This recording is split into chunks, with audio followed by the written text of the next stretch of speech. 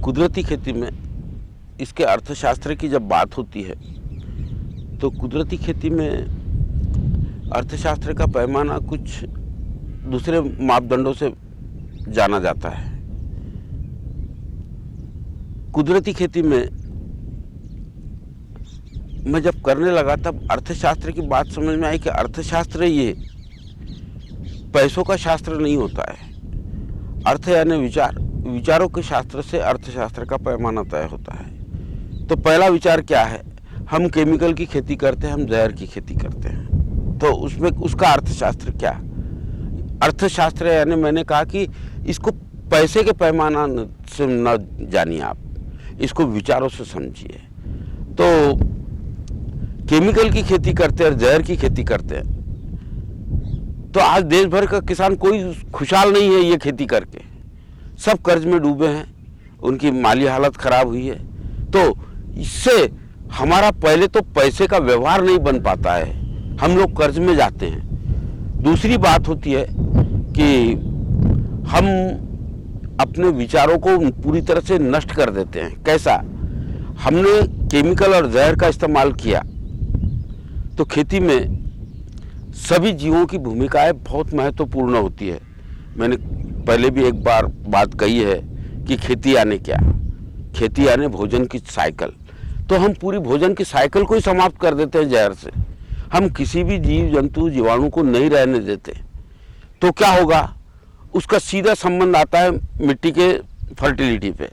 तो हम लोगों ने इस देश की मिट्टी की फर्टिलिटी का सिस्टम कहाँ चले गया? उसका ऑर्गेनिक कार्बन 0.4 के नीचे चले गया, 2 के नीचे चले गया। जब 2 के नीचे चले गया तो पूरा विचार का शास्त्र ही नष्ट हो गया खेती का, क्योंकि खेती की आत्मा ही होती है जमीन का ऑर्गेनिक कार्बन। तो ये ऑर्गेनिक कार्बन अगर इन प्रणालियों से पूरी तरह से ध्वस्त हो जाता है तो ये खेती तो हमें कभी बलशाली नहीं बना सकती। तो हम लोगों ने पूरे इसके ऑर्गेनिक कार्बन को डेवलप करने वाला पूरा सिद्धांत ही खत्म कर दिया। एक ही फसल के प्रणाली पे केंद्रित हो गए हम लोग। फसलों से ऑर्गेनिक कार्बन बनता है, ये विचार चक्र हमारा नष्ट हो गया। उसके वजह से हमारा ऑर्गेनिक कार्बन यहाँ तक चले गया। तो कितना बड़ा लॉस हुआ। अब पैसे की दृष्टि से अगर आप आकलन करो तो आपकी खेती खर्चीली होते जा रही है, उपज घटते जा रही है। उसकी कीमत, जो केमिकल के उपज है उनको दुनिया भर में कोई मांग नहीं है, उनकी कोई कीमत नहीं है। मजबूरीवश खा रहे हैं लोग, मन से नहीं खा रहे हैं कि बहुत मन से खा रहे हैं वो उपज को, नहीं खा रहे हैं वो लोग मन से। इस तरह से हमने वो प्रणाली में जो केमिकल की प्रणाली है, अगर अर्थशास्त्रीय यानी विचारों के दृष्टि से देखा जाए तो हम लोगों ने अपनी मिट्टी को खो दिया है, बहुत बड़ा नुकसान किया है। मिट्टी की फर्टिलिटी बढ़ाने में जीव जंतु जीवाणुओं के साथ बायोमास का अहम रोल था, उसके उपयोगिता को हम पूरी तरह से भूल गए। तो हमने अपनी मिट्टी को खो दिया। लेकिन इसका इस्तेमाल कर रहे हैं तो जिसके आधार पे हम जिंदा रहते हैं वो पानी को हमने जहर बना दिया। वो पानी ग्राउंड वाटर का हमने 80% एरिया का, देश भर का पानी का हमने नाश कर दिया।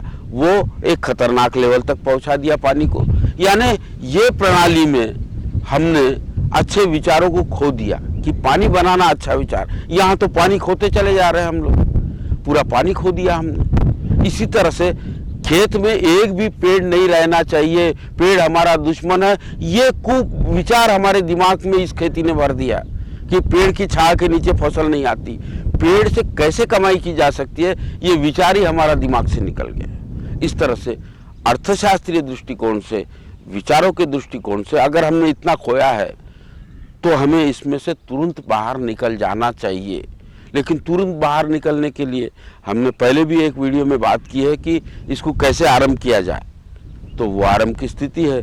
लेकिन अर्थशास्त्रीय दृष्टिकोण से देखा जाए तो मैं जब कुदरती खेती करने लगा तो मुझे ये बात समझ में आया, आज मेरे मिट्टी का ऑर्गेनिक कार्बन, जब मैंने जांचा था 4 साल 5 साल पहले, तब इसका ऑर्गेनिक कार्बन 1.8 था।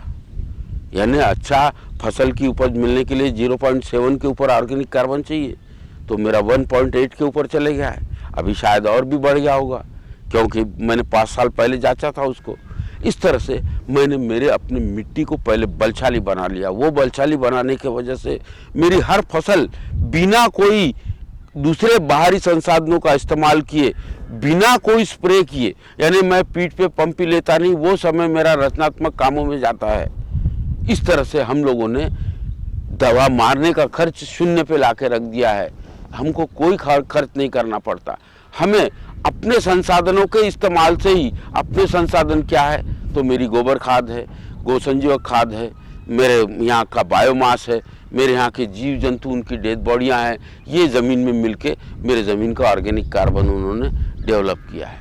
इस तरह से मैंने मिट्टी को बना लिया। लेकिन जब मैं कुदरती खेती करने लगा तो मैंने पानी को सहेजने का काम चालू किया। ये पानी, मैं भूगर्भ का पानी लगातार ऊंचा लाने का काम कर रहा हूँ। मैं खेत का पानी खेत में ही रोक देता हूँ, तो 1 हेक्टेयर में 1 करोड़ लीटर पानी रोकता हूँ। 100 सेंटीमीटर बारिश होती है हमारे यहाँ। 1 सेंटीमीटर बारिश जब गिरती है 1 हेक्टेयर पे तो उसका मेजरमेंट 1 लाख लीटर होता है। 100 सेंटीमीटर के मायने 100 लाख हो गया, यानी 1 करोड़ लीटर पानी, उसमें का 20% बाष्पीभवन हो जाता है। इसका मायने ये हुआ कि 80 लाख लीटर पानी से मैंने ज़मीन का मॉइस्चर तैयार किया। वो मॉइस्चर सिस्टम से मुझे सिंचाई की आवश्यकता कम हुई। वो मॉइस्चर सिस्टम की वजह से पैदावार बढ़ी। यानी देखिए, धीरे धीरे ये संयम से हुआ। इसमें संयम रखना ज़रूरी है। 1 साल, 2 साल, 3 साल, जैसे जैसे हम स्वयं से आगे बढ़ते हैं वैसे वैसे उसकी उत्पादकता बढ़ती जाती है। फिर मैंने 1 करोड़ लीटर में का 80 लाख लीटर पानी ग्राउंड वाटर में कन्वर्ट किया। अब ये 80 लाख लीटर पानी कैसा है? आप जो बिस्लरी का पानी पीते हो तो उसका कीमत होती है 20 रुपये। उसमें भी केमिकल होते हैं, मिनरल्स नहीं होते हैं। मेरे पानी में ज़मीन के अंदर के सारे मिनरल्स लेके वो पानी संचित हुआ है। तो वो पानी अत्यंत गुणवत्तापूर्वक पानी है। वो शुद्ध पानी तैयार हुआ है, क्योंकि किसी जहर का इस्तेमाल नहीं, किसी केमिकल फर्टिलाइजर का। तो मैंने क्या प्रोडक्शन चालू कर दिया? मैंने मिट्टी का प्रोडक्शन चालू कर दिया, मैंने पानी का प्रोडक्शन चालू कर दिया। अब एक हेक्टेयर में 80 लाख लीटर, अगर 20 रुपये से आप उसको गुना करो तो 16 करोड़ का पानी हो गया। छोड़िए, हम ये पानी हम तो समाज के लिए अर्पित कर रहे हैं, उसकी काउंट नहीं। अगर आप उसको 1 रुपये से भी काउंट करोगे तो 1.60 करोड़ रुपया हो गया वो। यानी 1 रुपये के हिसाब से भी उसको काउंट करो तो 1.60 करोड़ रुपये का वो पानी, ये पैदावार है खेती की, जो मैं समाज को अर्पित करता हूँ। वो पानी तैयार होने के बाद मैंने खेतों को पेड़ों से जोड़ दिया। तो आज मेरे खेत में ऑक्सीजन का एक कारखाना लगा हुआ है। वो ऑक्सीजन का वैल्यू, अब ये कोरोना काल में आप समझ रहे हो कि उसका वैल्यू क्या है। जिंदा रहने के लिए हमें उसकी ज़रूरत है।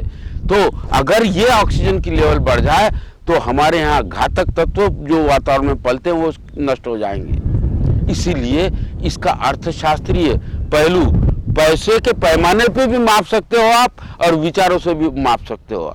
तो ये 3 चीज़ों की पैदावार जब करोगे तब इसका सही अर्थशास्त्र हमें समझ में आएगा। लेकिन जिंदा रहने के लिए मुझे द्रव्य भी चाहिए। लेकिन आपने ये सब किया तो आज दुनिया में इसके उपज की मांग लगातार बढ़ती जा रही है। अगर हम समूह में आके इसको करने लग जाएंगे तो अपने दाम हम तय करना सीख जाएंगे। जब तय करना सीख जाएंगे तो उसके उपज का उचित मूल्य हमें मिलने लगेगा। तो ये खेती आनंद ही आनंद देगी हमको।